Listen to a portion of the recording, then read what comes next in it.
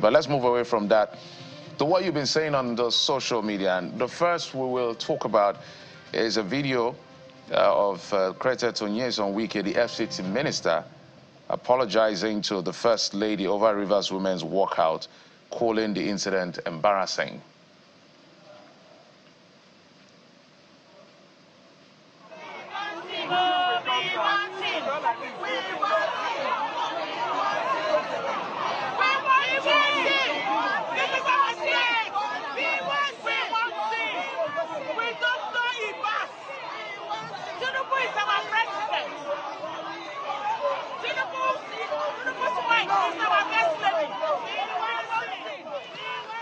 Okay, I really do not know the full picture of what played out, but from feelers of comments that we've heard, both from the FCT minister and from the women here represented. So I understand that the president's wife, represented, I suspect, went to a Port Harcourt to... Was represented by the wife of the sole administrator. Represented by the wife of the sole administrator to distribute one of this empowerment program and all of that. So I don't know whether they thought the president's wife was coming, they didn't get the brief and all of that, but when they showed up, they found out that the sole administrator's wife was the one, doing this on behalf of the president's wife. So they consider it unacceptable in that sense, in that view, because they even have a problem with the sole administrator, not to talk of his wife in the picture. That's another angle and argument altogether. But Wike, in the response, is saying that this is an embarrassment to the president's wife and to the president by extension, and he apologized on their behalf. Also, I understand, alleging that this is sponsored by the SIM camp to embarrass the president, that you can't be speaking about peace and then be sponsoring this. But that is his word against Fubara. Whether it was Fubara that sponsored it or not, we do not know. Those are comments from Wike. But it's a very tricky situation in my view. If they were aware that the president's wife was coming and is being represented, I think they should have sat down. If they were not interested, they shouldn't have showed up.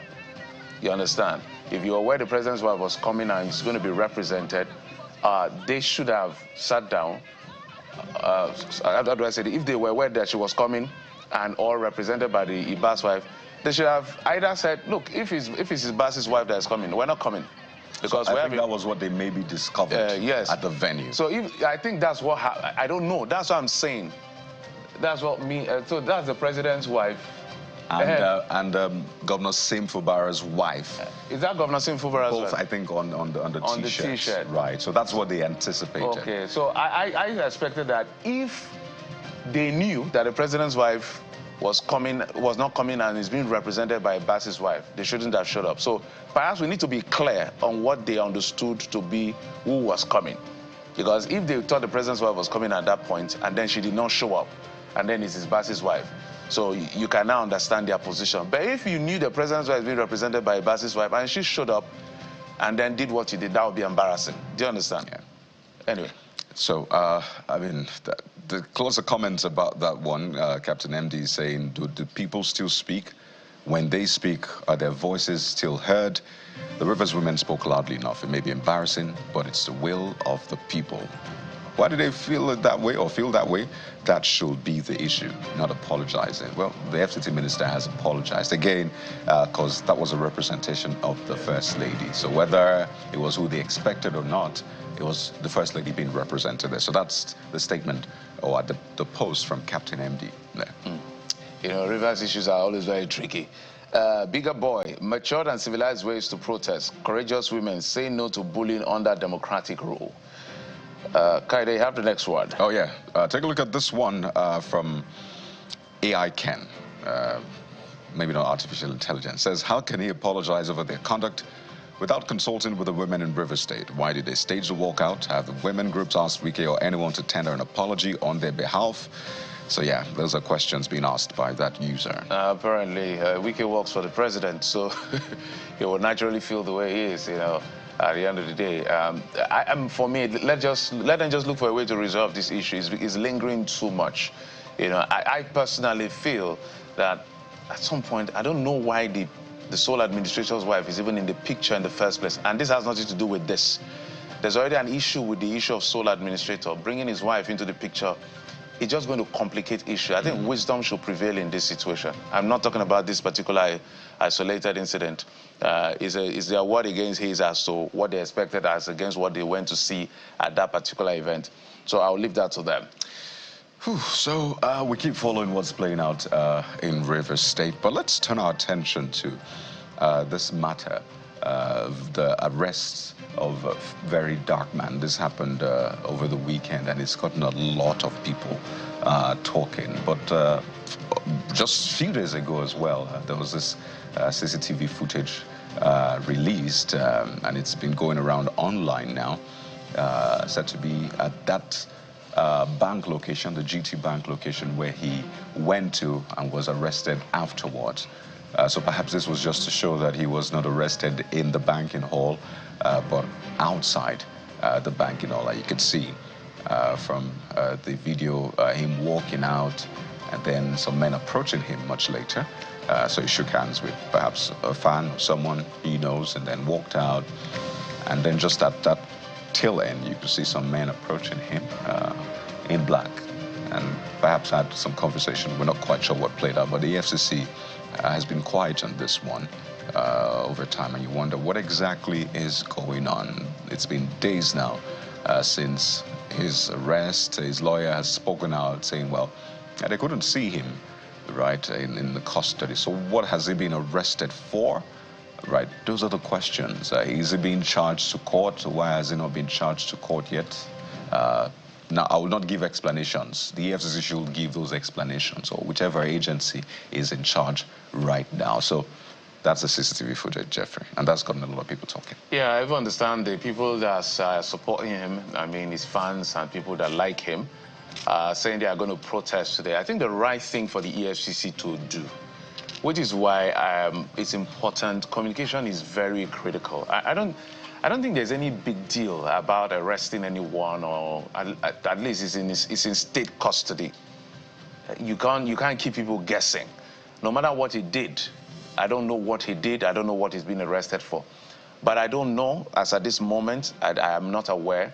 In case maybe we'll check it out later. Just a statement that he's in their custody. Maybe not even ruling out anything, investigating whatever. As simple as that statement can be, could actually pacify, Now, this is why when things like this happen, they say the government is insensitive, they are hostile to dissenting voices. Remember, on Saturday was World Press Freedom Day, and these are some of the things you talk about. How hard can it be that you picked up somebody and 24 hours later, you're not given at least an explanation to say, we have picked him up for XYZ reasons, without giving any deep insight, so no cause for alarm. But now they leave everything to chance and guesswork and speculation and propaganda. Everything is in between right now, because state authorities are not doing their work to be able to speak when they should speak. And that is very unfortunate. So whatever they see, they should just take. It's a failure on the communication department of the EFCC. If, I add that, if they haven't communicated via their handle. So this man has been arrested for days now. The least you can do is speak to it. We don't want any inside sources. Speak to it. Let's head over to Delta State now, and let's allow you listen there. We'll come explain what you're seeing there.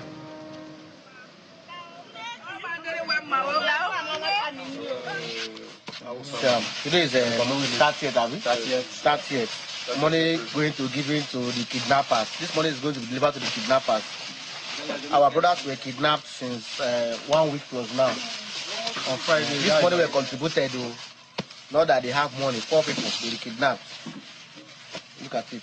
This stuff here, 10 million naira cash with both food, rice, chicken, food, drinks, 50 black bullets.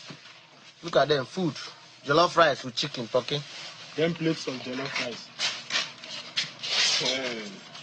Yeah, it's not this thing. This is cash. 1 week plus now, nothing. Some of this I cannot drop on the social media space.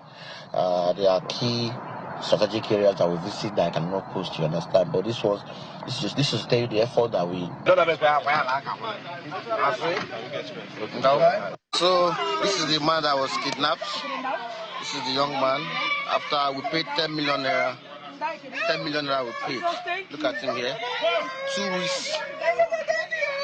Since before Easter, they kidnapped them.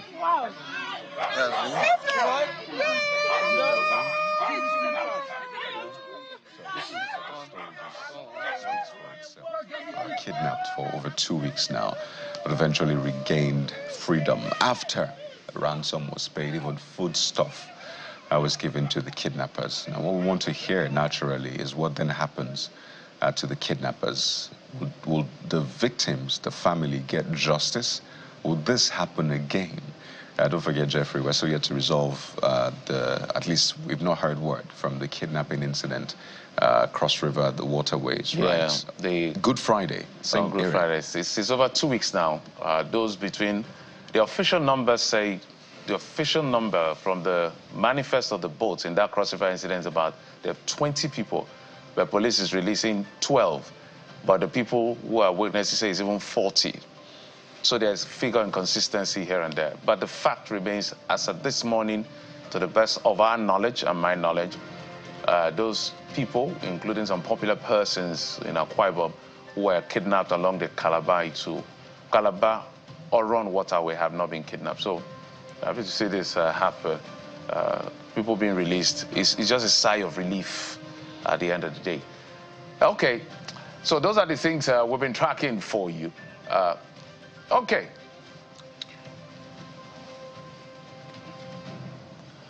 All right, so just a quick one on that video you saw. Somebody took a very dangerous, a quick run. I understand this is the president's convoy. I don't know where this is. Perhaps it's when he went to visit Katsina. I'm not sure. But you can see that guy who crossed the road. That was quite dangerous. Anything could have happened. He could have been shot because they may think he's a terrorist or something. But I don't know. People should be careful. I know we talk about convoys and all of that, but the people that are guarding the president and his convoy are under a very extreme instruction to protect the life of the president. They could have mistaken him for anything. So I don't think anybody should do this anytime for any reason, because that is quite dangerous. Okay.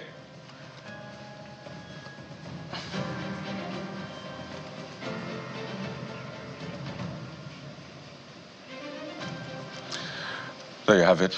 We'll take a quick break now, and when we return, we're back with the big topics of the day. So stay with us. We'll be right back.